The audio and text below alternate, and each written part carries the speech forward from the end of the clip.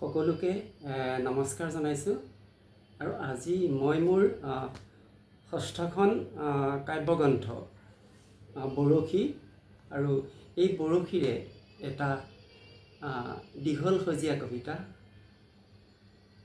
আপোনালোকক শুনোৱাৰ প্ৰয়াস কৰিছোঁ। আৰু কবিতাটোৰ অভিধা হৈছে পিতাই মৈখনক ঘূণে ধৰিবলৈ নিদিবি। পিতাই মৈখনক ঘূণে ধৰিবলৈ নিদিবি। শৈশৱৰ পিৰালিত পিতাইৰ মৈত উঠিছিলোঁ। লাহনীৰে নলা খোলাবোৰৰ পানী সিঁচি গৰৈ চেঙেলী পুঠি খলিহনা ধৰিছিলোঁ। ধাননি পথাৰত বৌতি মাহিতি পিহিতি খুৰীটিহঁতৰ ভাগৰ পৰা এগৰা এগৰা জলপান খাইছিলোঁ। দলনি পথাৰত দেৱতী বাই চকৰি বাই নৰমী বৌ বুধং পেহীহঁতে জাকৈ বাওঁতে এফালৰ পৰা ভৰিৰে দল ঘাঁহবোৰ খচকি খচকি মাছ পুঠিবোৰক সুৰসুৰাই দিছিলোঁ। এহাতে মোৰ অজলা পিতায়ে মিনেধৰ বৰপিতাহঁতৰ ঘৰত হাল বাই দিন হাজিৰা কৰি পোৱা পইচাকেইটাৰে আমাৰ তিনিজনীয়া পৰিয়ালটোৰ ভৰণ পোষণ দিছিল। আৰু আনহাতে মোৰ আজলি বৌতিয়ে কচু ঢেকীয়া বেচি মানুহৰ ঘৰে ঘৰে ধান চাউল জাৰি পোৱা পইচাকেইটাৰে মোৰ পঢ়াৰ খৰচ যোগাৰ কৰিছিল। দিনত কলপচলা আৰু ৰাতি কৰকৰা খাই পাৰ কৰা দুখৰ সেই দস্তাবেজখনে নিজম নিশা শোৱা পাটিত বৌতি আৰু পিতাইৰ বুকুৰ ওমবোৰৰ উচাটনত আঁতে আঁতে উচ্ছন্ন হৈ পৰিছিল।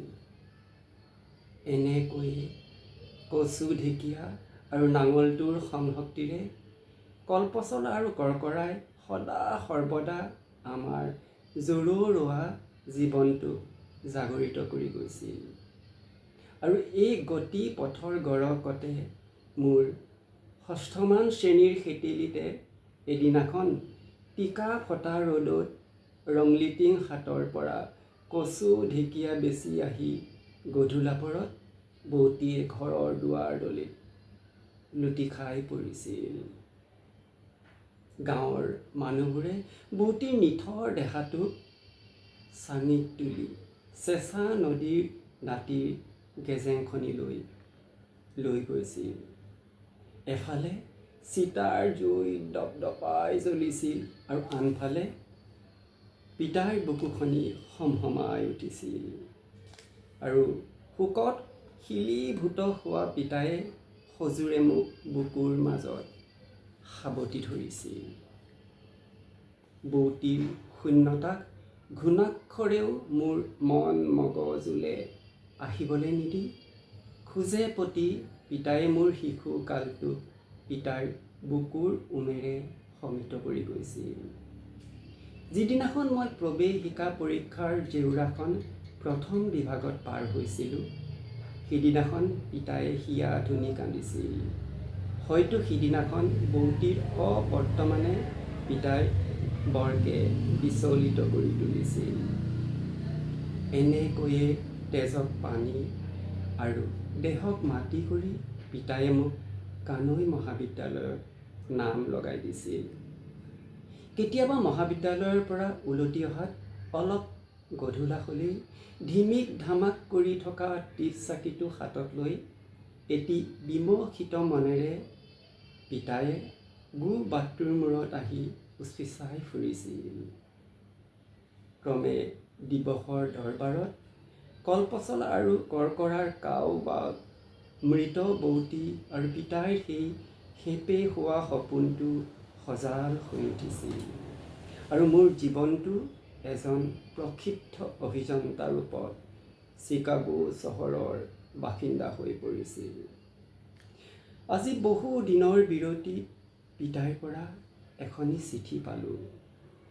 জহি খহি যোৱা সেই পঁজাটোত এটি উৱলি যোৱা জঁকা হৈ নিসংগতা নামৰ নিদাৰুণ ব্যাধিটোৰ সতে যুঁজ বাক কৰি কৰি পিতাই হেনো একেবাৰেই ভাগৰি পৰিছে আৰু সেয়েহে পিতায়ে মোক পুনৰাই পিতাৰ কাষৰলৈ মাতিছে।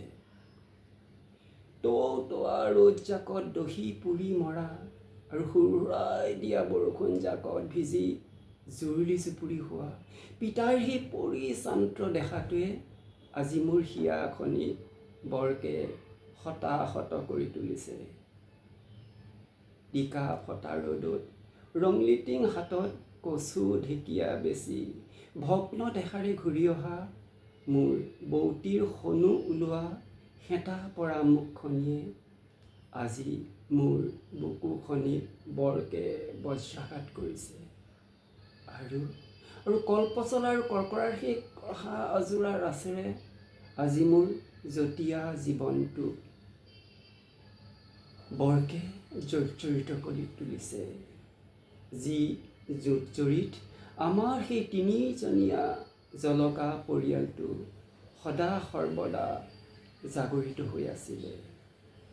তাহানিৰ শৈশৱৰ সৰিখৰ সেই প্ৰতিটো ঘটনাই আজি মোৰ মনৰ মাজত বিষাদৰ পৰিঘটনা ৰূপত এঙামৰি দিছেহি। মোৰ সস্নেহৰ চেঁচা নদীৰ দাঁতিৰ গাঁওখনি আজি মোক হাত বাউল দি মাতিছে। আহৈ আহ উলটি আহ, আহৈ আহ উলটি আহা। মই আৰু এনে ডাঙৰ মানুহ হ'ব নোখোজো পিতাই, যিহৰ সংক্ৰমণত সম্বন্ধবোৰৰ সলি সমাধিগতে মই পুনৰাই উলটি গৈ আছোঁ পিতাই। তোৰ নাঙলৰ মুঠিত ধৰি তোৰ বুকুৰ লৈ তোৰ কলৌ জপৌ অৱস্থাটো কলপতীয়া কৰি তুলিবলৈ ভঁৰালৰ গান্ধৈত এলান্ধকলীয়া হৈ পৰি থকা তোৰ সেই চেনি হোৱা নাঙলটোক ধুই পখালি থবি। ধোঁৱা চাঙৰ ওপৰত আৰলে নিৰলে উচিপি থকা এলেন ধোৱা জাপিটোক মই উলটি অহাৰ বতৰাটো দিবি। আৰু বুঢ়া দেউতাৰ দিনৰে বন্ধকী খেতি মাটি কেইডৰা মোকলামগৈ বুলি সেইমুধৰ বৰপিতাহঁতক জনাই থবি। আৰু পাৰিলে গাঁৱতে ভাল গৰু এহাল চাই থবি।